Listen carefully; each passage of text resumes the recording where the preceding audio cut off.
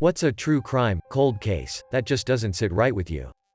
Please like and subscribe to support this channel. The deaths of Lisanne Froon and Chris Kremers. They were two young Dutch women who disappeared from a hiking trail in Panama. Some of their belongings and bones were found weeks and months later. The eerie part is that one of them had a digital camera and had been taking pictures of their hike. It showed them reaching the summit, then continuing down the trail where it becomes much more treacherous. Then 10 days later there's a flurry of photos in the dark.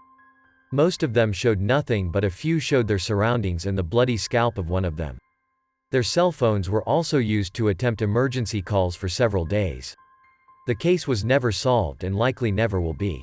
The two main theories are that one or both of them suffered an accident that incapacitated them, or some form of kidnapping, human trafficking gone bad. I remember there was this case from a few decades back.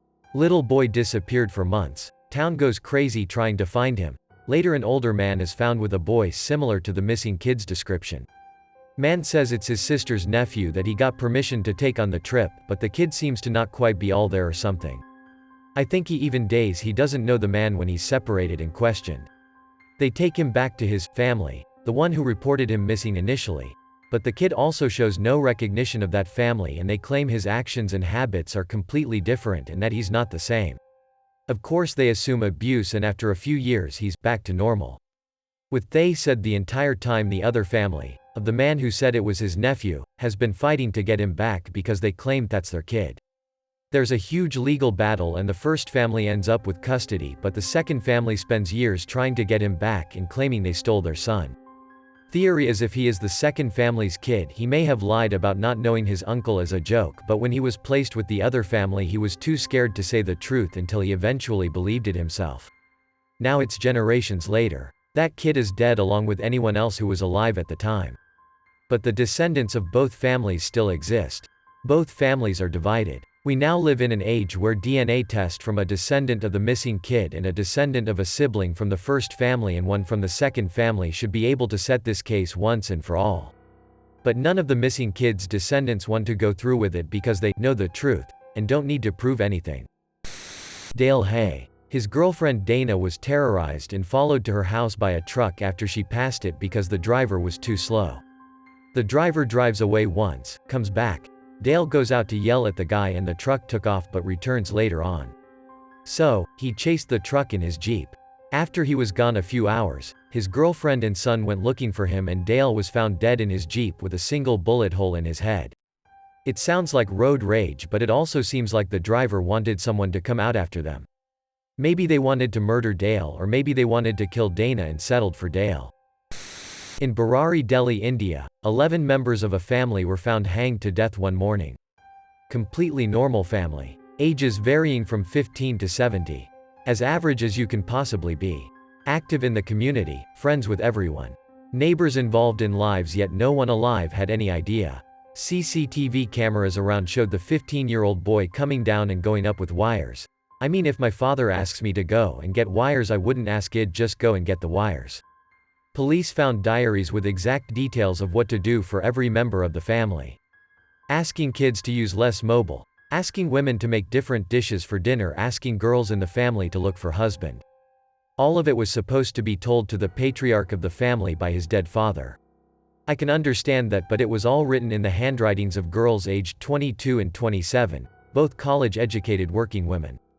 Actually wrote that everyone must be hanged with a noose around and the gates open in some ritual. Like they knew it would happen, no one questioned it and no one told anyone outside the family. Just imagine 27-year-old woman with a master's degree writing in a diary that 11 people have to hang themselves and their dead grandfather will come back to save them, and then actually doing it. There's videos of the family dancing and whatnot 1 week before the mass suicide. Like actual normal dance you'd accept from someone living in Delhi. Not choreographed or anything, just drink men moving their bodies. I've danced like that multiple times. Just chilling how it could have happened, and no one was wise enough to stop it or call someone outside the family that died. For me, the hardest thing about cold cases is that the police often know who it is, or strongly suspect who it is.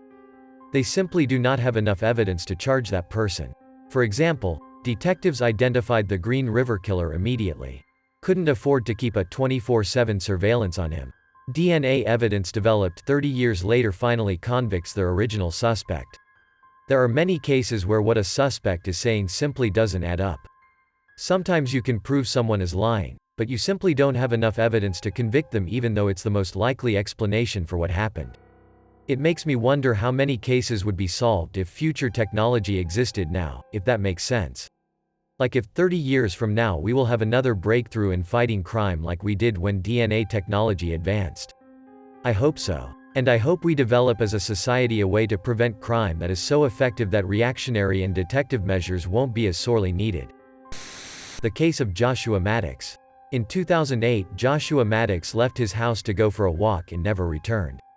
7 years later in 2015, his body was found in the chimney of a cabin that was in the process of being demolished. There are multiple weird elements to the case. Josh was found in the fetal position facing head first into the chimney. In order to have gotten into the chimney he would have needed to scale the building and remove a metal grate that was blocking the entrance, placed there so that animals were not able to get in. Josh was found completely nude except for a thermal shirt. The cabin was still locked and secured. And strangest of all, his clothes were found neatly folded inside of the cabin, sitting right in front of the fireplace. In #X200B, there's so many weird details of the case that just don't make any sense whatsoever. Here's a better write-up on it in our Unresolved Mysteries. The disappearance of Kyron Horman. The kid was at school with his stepmom. She saw him walk down the hall in the school and he was never seen again. Gone. Disappeared without a trace. There's no evidence at all. People like to believe the stepmother killed him or something, but there is no sound evidence, and I believe the search for him was the most money Oregon has spent on a missing person case. Over 10 years later and there's still nothing. Who killed Susan? TLDR. Woman and husband are out on the patio. She's texting with friends, all good. Husband goes to bed, wakes up in the morning with cops knocking on the door. His wife was found in a nearby river. At some point in the night, she, or someone, had driven her car a mile upriver and left her car near a bridge. But body was found way down river with no way for it to have floated that far or get past the rocky terrain. Someone staged her car up there, dumped her body further down the river. Police found signs of murder, but won't say what exactly. The murder of Shanann Gilbert and the Long Island serial killer case. In 2010, an eagle-eyed cop with a cadaver dog spotted something out of place in a bramble patch near Gilgo Beach on Long Island while searching for a woman named Shanann Gilbert, who disappeared in the area earlier that year. They didn't find Shanann, but they did find a body. And another. And another. And a few more. They found a total of around 10 bodies, most of them nothing but skeletons and just bits of bodies, all wrapped in burlap and dumped in the brambles.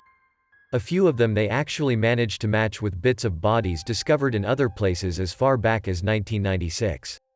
The thing that doesn't sit right with me was the circumstances surrounding Shanann Gilbert's death and autopsy. The search for Shanann Gilbert is what led to the discovery of the serial killer's dumping ground, but Gilbert herself wasn't in it. She was found almost a year later in a marsh about a half a mile from the beach.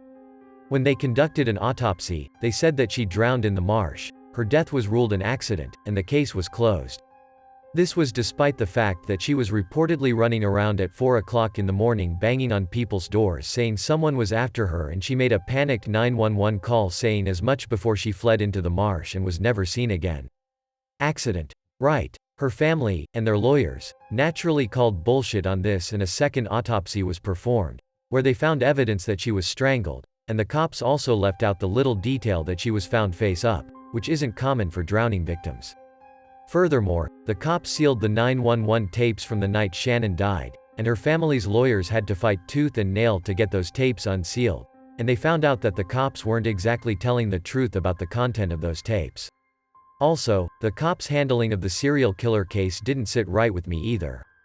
James Burke, who was the Suffolk County Chief of Police at the time as well as the one in charge of the case, repeatedly blocked any and all attempts by the FBI to help solve the case and was really otherwise not doing much to solve the damn thing. Burke was eventually ousted as the chief of police when he was arrested on various counts of corruption and an incident where he beat the shit out of someone who stole a duffel bag full of dildos and pornography out of his van.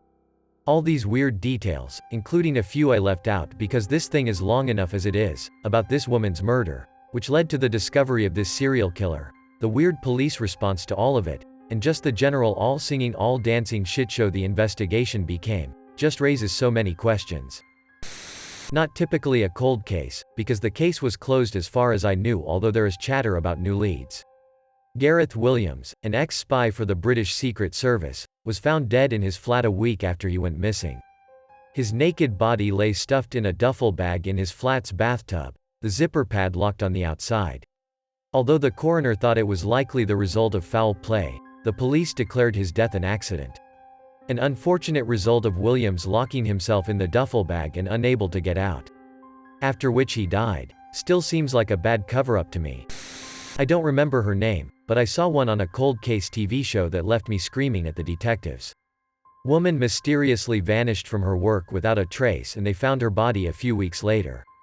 During this time, they showed interviews with her husband, who she married pretty recently, I think. And the way he talked about her was terrifying. He went on and on about how he hated her kids, they were taking her away from him, she wasn't allowed to be anyone else's, etc. Never made any sort of expression other than a blank stare. Near the end of the episode, he talked about how he slept with her urn every night and frolicked in the ashes every morning. He lied to her son that he lost the urn so that the kids wouldn't have access to their mom's memorial. His last statement was that he was glad she was dead cause it meant that nobody else could have her. The episode concluded with the narrator saying that they currently had no suspects. I mean, come on. Lori DePeace vanished in Wisconsin in 1992. No viable suspects and her body was never found. She just vanished one night shortly after she arrived at her friend's apartment complex, car door open and no sign of a struggle. For true crime buffs, one potential suspect is Chuck Avery, the older brother to Stephen Avery, subject of Netflix's docu-series Making a Murderer. Turns out Chuck is violent rapist and pedophile. In 1991, the body of a man James Allen Killam was found by hikers close to a path in New Brunswick, Canada. According to newspapers, they had no suspects. However, someone I know was a former roommate that owed Killam money. Killam even told his mother that someone was out to get him. After his death, Killam's car was found in the parking garage of a building the person I know worked in. This same person was caught and charged with credit card theft, fraud for using Killam's credit cards after he went missing. The murder weapon was determined to be a knife. The person I know gave a knife to their friend to hold for safekeeping. The person I know went to trial, which ended in it being thrown out due to circumstantial evidence. I can't prove it, but I am convinced the person I know is a murderer, and he got away with it. Murder that happened in my town a couple years ago, Missy Beavers in Midlothian, Texas? Not sure if anyone knows about this one, but she was my grandma's friend and a fitness instructor. While at a church preparing for a early morning workout class, someone walked in and was caught on camera wearing what looked like a full SWAT team uniform, and killed her with a hammer, basically just destroying her head from what I heard. Apparently they brought in the FBI and they have repeatedly said they have a suspect, but no one's been arrested yet. Note: about 3 years ago there were suddenly a rash of ladies throwing themselves down garbage chutes in Chicago to commit suicide. All within a year or so time frame. Generally in the same area downtown. Everyone was saying it was random suicide or just bad luck. I don't buy it. I think there was a serial killer or something operating in the city. If you've ever lived in a high-rise, you know it's damned near impossible to accidentally throw yourself down a garbage chute. And I just don't see most women choosing that as their way out. Alexandra Wiewarchuk, young nurse who went for a walk in Saskatoon, SK, Canada in 1962 and never came home. 2 weeks later she was found partially buried in a shallow grave a few blocks from her apartment. What doesn't sit right with me is her next-door neighbor across the alley was a 48-year-old postal carrier who was involved with an infamous California murder case in the 20s. The 20s case was made into a Hollywood movie. But his name is never brought up in the '62 investigation or now as a cold case. Even in a biography about the guy, the nurse's death is glossed over in a single sentence. Springfield 3. This is a case where 3 girls went missing shortly after graduation. They were all supposed to attend after parties and activities, and out of thin air they just disappear. What's mind-boggling is there is no connections between a single piece of evidence that was gathered. The weird, sexual, prank calls, the ex-BF involvement, and Cox's weird hints. Years later, aside from being completely unsolved, anytime anyone comes close to figuring it out, something ends up stopping it. Whether it's police regulations, media censors etc., or they'd immediately retreat once reaching a certain point. One journalist even said herself she knows what happened but is afraid of speaking out. Whether she's lying for attention or not, journalist. It's still weird how many people came in with tips or clues and it's still somehow a dead end. Someone out there knows a lot more than they're giving. The disappearance and death of Patrice Enders. Check out the Cold Case Files reboot on Netflix. The husband maintains his innocence but he's creepy as fuck. There's a lot of things he's said and done that just doesn't sit right. For starters, he seemed to have some kind of personal jealous vendetta against Patrice's teenage son because he was the main focus of her life. Even in interviews he'd openly say the kid is a loser and he just didn't feel like he was going anywhere in life. Then when Patrice went missing from her hairstylist business, he went ahead and changed all the locks in the house so the son couldn't come in the house. Since then the kid's basically been banned from entering the house, and the creepy husband has said that he would snuggle with the ashes of Patrice like a teddy bear as he sleeps. But then when asked where her remains were, he had to go dig it out of an old cardboard box in a closet. If you loved someone so dearly, why would you keep their remains in a plastic bag in a cardboard box in a closet? It's just weird and creepy all around. Brandon Swanson. Seriously, go listen to the Morbid podcast about him. It's episode 293 of 294. So much that's odd about it. I listened to it earlier this week and I can't stop trying to figure it out. Dude is on his way home from a party, on a straight road to his house that he takes every day and knows really well. Calls his parents as he needs help pushing his car out of a ditch. When they arrive to where he described he was nowhere to be seen. They call for 47 minutes talking the whole time. He's flashing his lights, they're honking their horn, can't find each other. The next day the cell phone records are pinged to a mast literally miles away, and when that road is searched, there's his car but not him. The last thing they heard him say on the phone was, "Oh shit." Then the call went silent. No body was ever found, no possible explanation given.